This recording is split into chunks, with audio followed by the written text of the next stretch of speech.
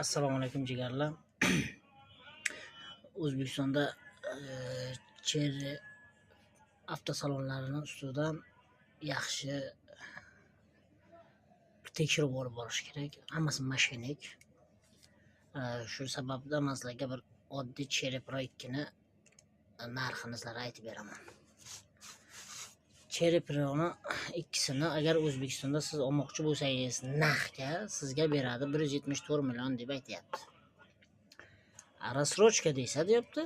Пожалуйста, akajon deyapti 215 million deyapti. To'g'rimi? To'g'ri.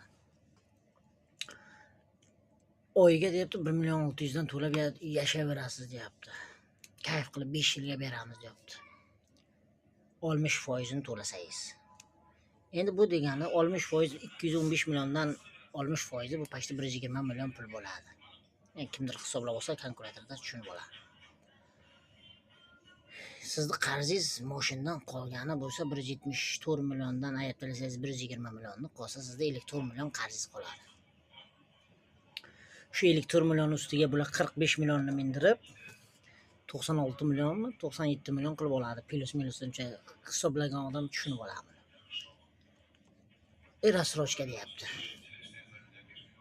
Bu 50 million qolgan qarzga yana 45 million mindirish bu qanaqa рассрочка bo'ladi? Eshak miyalar. Nima, xalq shunchalik ahmoqmi sizlar uchun? Ha? Undan ko'ra bir qarindoshdan qarz olib $3000 olib yopaveradi shu mashinani. Sizlarni u 1,5 million oyga to'layotgan рассрочкangizga tushish uchun, grafiga tushish uchun 120 million to'lash kerak. Bu qaysi ahmoqchilik bo'ldi bu? Bu qayerdan chiqdi bu narsalar? Nima xalq shunchalik to'poy deb o'ylaysizlarmi? Sizlarni ma'liming men bo'laman. O'zbekistonda men sizlarni o'qitganman. Tushuningmi? Sen o'qiyotgan kitoblarni men yozgan. Ifloslar. Nima xalqni aldaysanlar? 215 milliondan 60% 120 million bo'ladi pashta. 120 million to'laysiz, o'zi mashin tan narxidan qolgan pulingiz 50 million qoladi. O'shaning ustiga 45 million bo'lib 5 yilga mindirib yoradi. Boqar bo'ling, mashinalarga ishonib qolmang. Ha deb maqtab yotibdi, reklama qiladi. Agar gapim nohaq bo'lsa, kommentariyaga yozinglar. Haq bo'lsa like bosib jo'natinglar. Qayerga jo'natsangiz.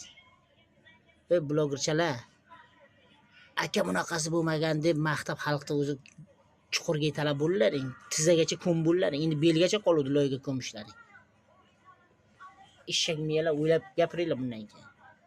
Рассрочка degani 170 million bo'lsa, shu 170 milliondan shuni 2 yilga bo'lta bersa, bo'ldi ana рассрочка.